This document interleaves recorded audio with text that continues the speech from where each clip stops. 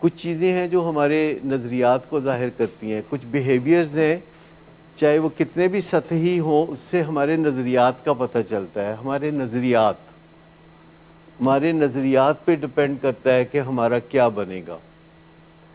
ہمارے نظریات بنیادی طور پر، کیونکہ صرف انسان ہے جو نظریات رکھتا ہے، کوئی دوسرا جانور نظریات نہیں رکھتا۔ آپ مجھے بتا دیں کہ کوئی جانور ہے جو نظریات رکھتا ہے؟ صرف ایک انسان ہے جو نظریات رکھتا ہے۔ مجھے بتا دیں کہ کوئی جانور جس نے ترقی کی ہو، کوئی جانور جس نے اے لیول کر لیا ہو اچانک، یا کوئی جانور ہو جس نے کوئی چیز ایجاد کر لی ہو، گھر بنا لیا ہو، یا کچھ ایسا کوئی سلسلہ کر لیا ہو، سردیوں گرمیوں کا بندوبست۔ جیسے ایک پرندہ ہے جو کہ 4000 کلومیٹر اڑ کے دور جاتا ہے ایک ہی فلائٹ کے اندر، اور موسم کی خرابیوں سے بچتا ہے، کہ جیسے ایک ماں اپنے بچے سے جو پیار کرتی ہے وہ نظریاتی طور پر نہیں کرتی، وہ اس کے آکسیٹوسن سے، یعنی اس کے اندر ایک ہارمون ہے، وہ ہارمون کا ٹیکا اندر سے لگتا ہے تو وہ پیار کرتی ہے۔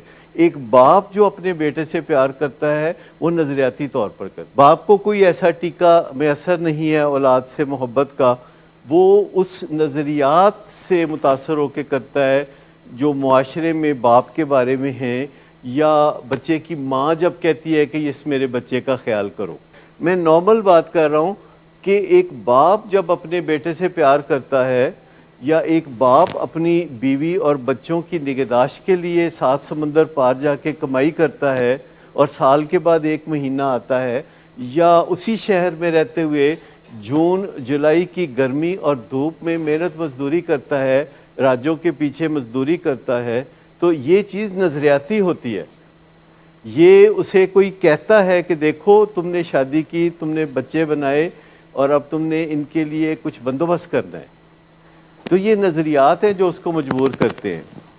لیکن ماں جو کچھ اپنے بچے کے لیے کرتی ہے وہ صرف نظریات کی وجہ سے نہیں کرتی، وہ شی از پری پروگرامڈ ہارمونیلی، اور ان کا ایکسپیریمنٹ کیا جا سکتا ہے، یعنی ان کا ایکسپیریمنٹ کیا جا سکتا ہے۔